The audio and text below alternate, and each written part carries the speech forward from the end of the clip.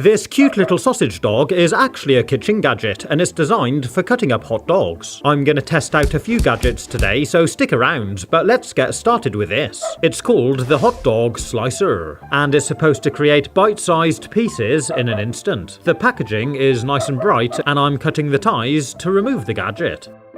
So, first impressions are, it looks really cool. It's made with nice bright colours and the plastic feels pretty strong. There's this pointy little tail at the back and this really cute little face at the front. And this little doggy water bowl is actually designed for holding some sauce. We can lift off the whole dog section and it reveals this cutting plate. It's just made out of plastic, but it's nice and thin, so hopefully it will cut through quite well. The base plate looks like this and the cutting blade slides down in between the grooves. It dips down in the middle a bit to kind of cradle the sausage. So let's give it a try. I'm taking a hot dog sausage and laying it out on the base. But straight away you can see it's a bit too long, so I'm actually just going to cut it down to size. It sits in there nicely now.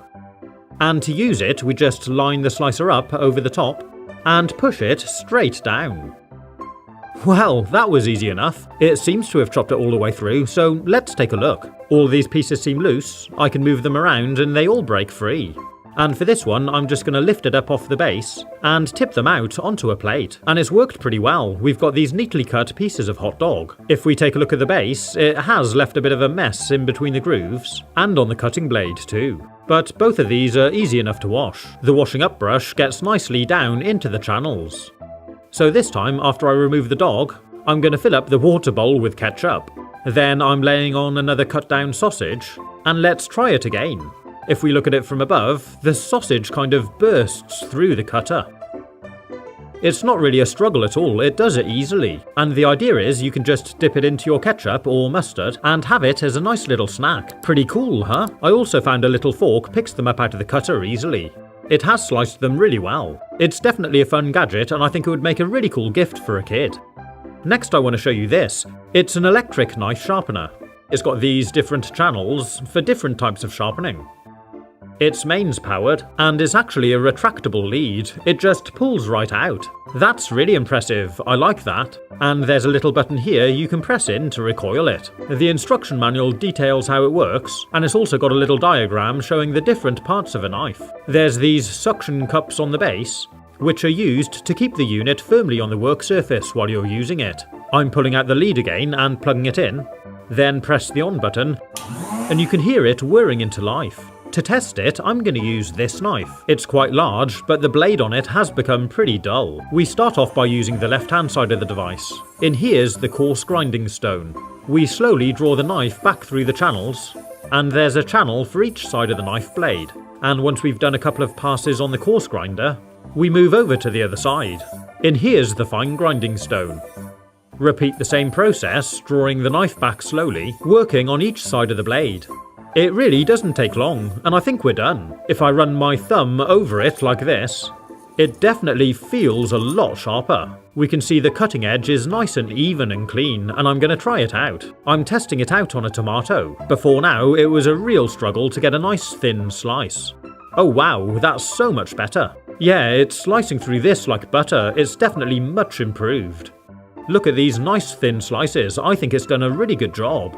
And if I try it with a paper test, it's cutting it without any problems as I'm holding it. But what's really cool about this knife sharpener is you can also use it for scissors. There's another channel down here on the side. We put our scissors in like this, and again draw it back against the grinding stone. Do both blades, and after a couple of passes, your scissors are done and they should be nice and sharp again. But it's also got another feature. This little hole here is actually for screwdrivers. I found this old screwdriver which has got some damage on the tip, so I'm going to try fixing it. Put it in the hole here and you can press it alongside of the grinding wheel. And again, it doesn't take long at all. There we go, a nice new tip for my screwdriver. That's really cool. Next I want to show you this. It's a finger guard protector to use when you're slicing things. It's made from stainless steel, and it's got this hoop at the back to slide your finger through. Mine was a little bit big, so I bent it in a little. And there we go, it grips my finger firmly now. The idea is we use it when we're slicing up things like vegetables to keep our fingers away from the knife blade. You can actually run the knife blade down the side of the shield to help you guide it. I'd say it works pretty well. It is a little bit cumbersome to have on the end of your fingers, but it'll definitely help to protect them from the knife blade. And now I'm going to test it on this bunch of chives.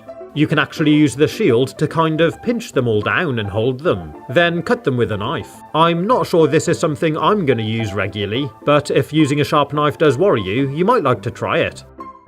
Next I'm going to try out something a little bit different. Any idea what this is? It's actually a gadget for the bathroom. This is an automatic toothpaste dispenser.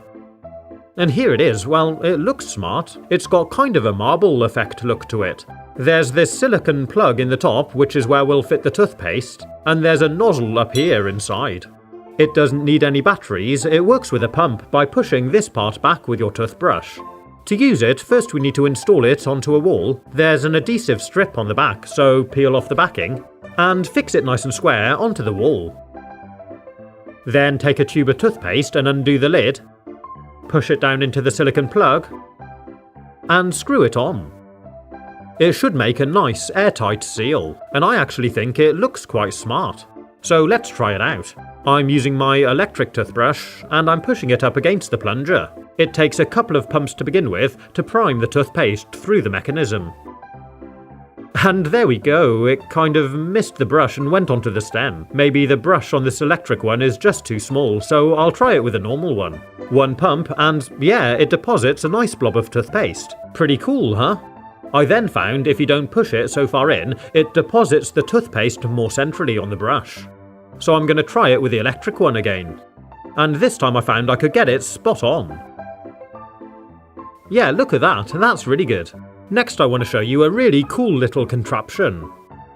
Mine came with this little bottle opener, but we're interested in this.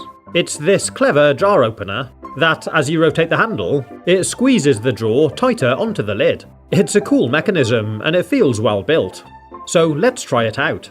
I'm starting with this jar of pesto because the lid is really tight. And one of the great things about this gadget is that it automatically adjusts to the lid size. It's got a comfortable handle that you can get a really good purchase on. And there we go, it's undone the lid. The metal jaws tighten onto the lid the harder you turn it.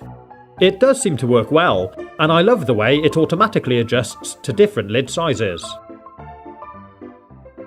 The next one we're going to look at is this one. It's a long rubber strap attached to a handle with a toothed grip section here. And it works the same way as an oil filter wrench for your car. The rubber belt slots down into a channel in the handle, and we can adjust the size of the loop at the top.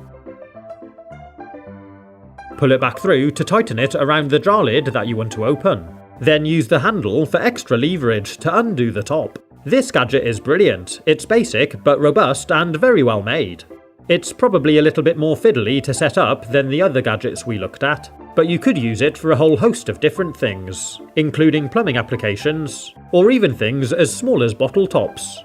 If you've enjoyed these gadgets, you might like to take a look at some of these, like this alternative hot dog slicer, and this other knife sharpener. You can watch it by clicking the link. Don't forget to subscribe and click the like button. Have fun, stay safe, and as always, thanks for watching.